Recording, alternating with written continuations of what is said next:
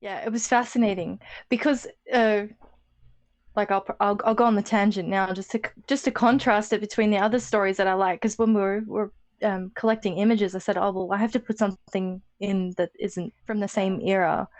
And then I think subconsciously I just wanted to cleanse my palate from this and go back to the Jane Austen days because So we have Jane Austen. Well, we have some women looking rather ferocious from a Jane Austen. well, the women are not in the workplace in these stories. So like uh yeah, so to contrast between all the American strong empowered females that are in romances, which are basically just oddly non-emotional business arrangements.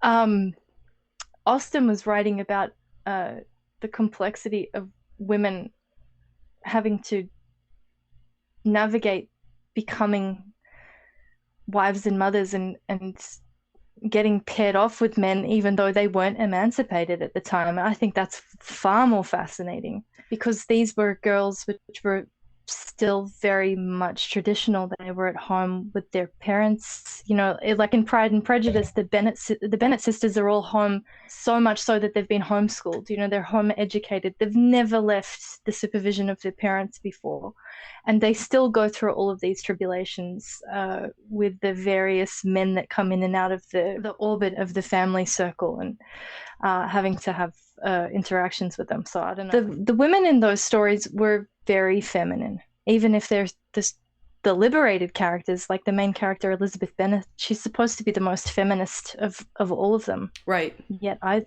find her extremely feminine. I don't know why everyone calls her a feminist.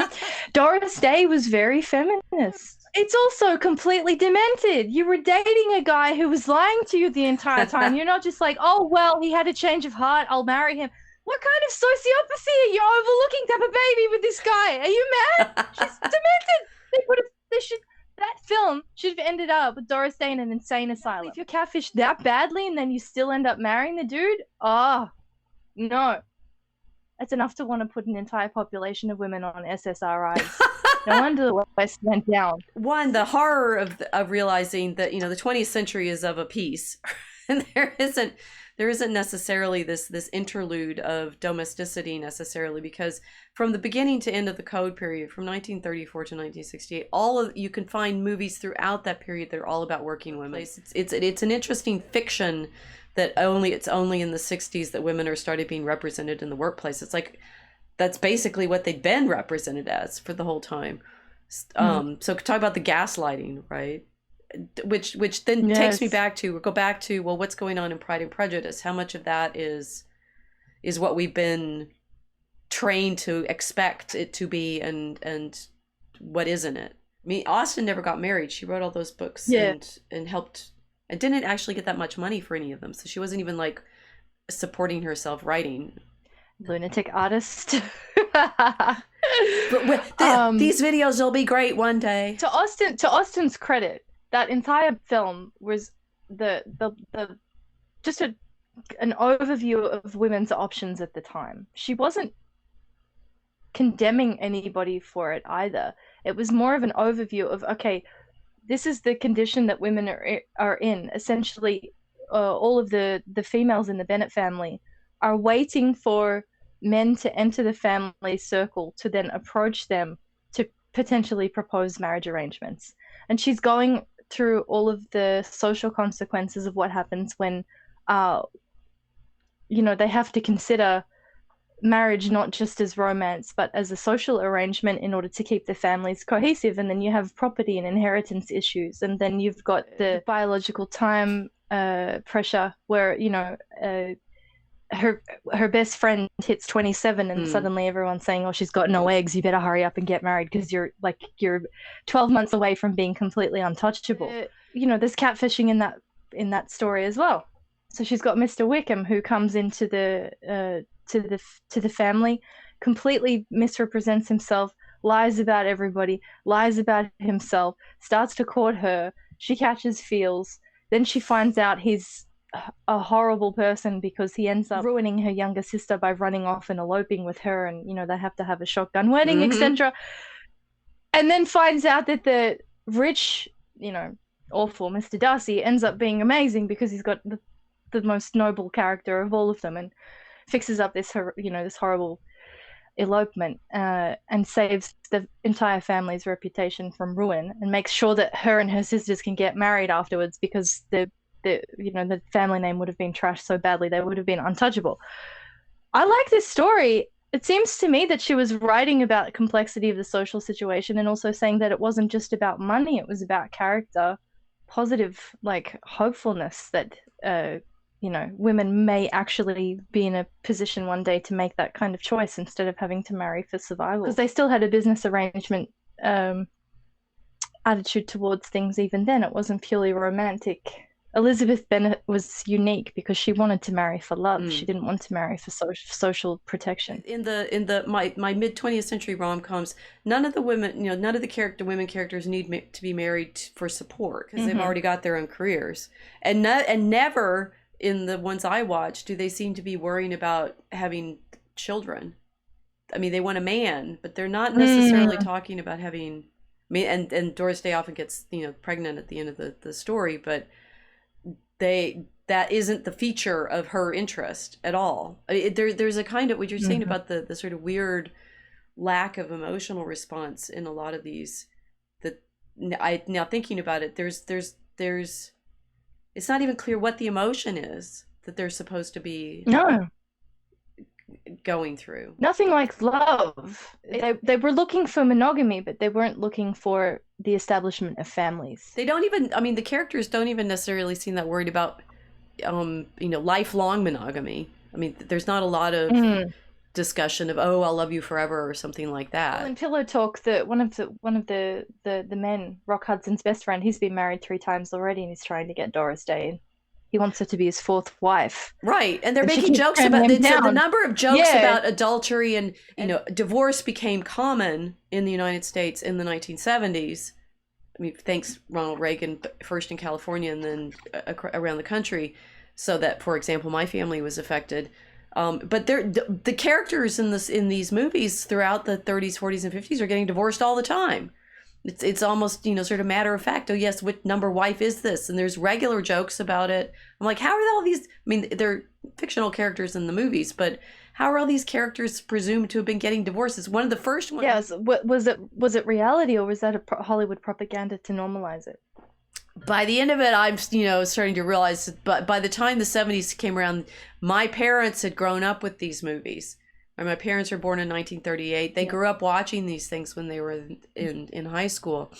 By the time they hit their late 30s, they'd seen, you see actors portraying multiple relationships, which I think tends to have an effect, right? It's like, which one is Doris Day with now? Yeah.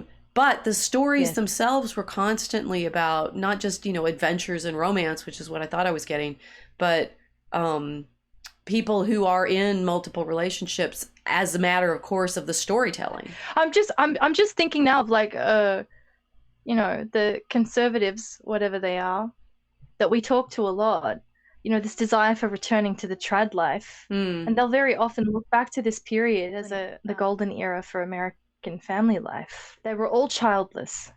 There weren't children running around in these, in this vision of the American romance. There is no fertility. It was very, very infertile. It was. Just the other one you said, this is Adam Sandler's Wedding Planner. Why did you choose this one? It's the. Oh yeah. Oh, because I think secretly Adam Sandler was trying to save Western civilization. Oh, all right. 90s does 80s vintage, 80s celebration. So the whole aesthetic is just like 1980s. Adam Sandler is a guy who's a musician working as a full-time wedding singer, and has a fiance because he wants to be married. He wants to be a husband. He wants to be a father. His girlfriend leaves him at the altar, and then he goes through having a nervous breakdown, and it's very, very funny. He ends up meeting a waitress who's working. So again, they meet at work, which is something to note. But they're working in the same company, so she's working for the catering side of things, and so she's waitressing and he's singing, and they get to know each other, and then she's getting married to a guy who works in finance. This is why I think Adam Sandler is trying to save Western civilization, because she's with a guy who's constantly working. He doesn't have time to plan the wedding. So she asks Adam Sandler if he can help her plan their wedding. And then, of course, he goes through the process of wedding with her, and they end up falling in love with each other, etc. The lead actress in this is Drew Barrymore. And her finance fiance is horrible. He's sleeping around behind her back, has absolutely no intention of being monogamous once they're married.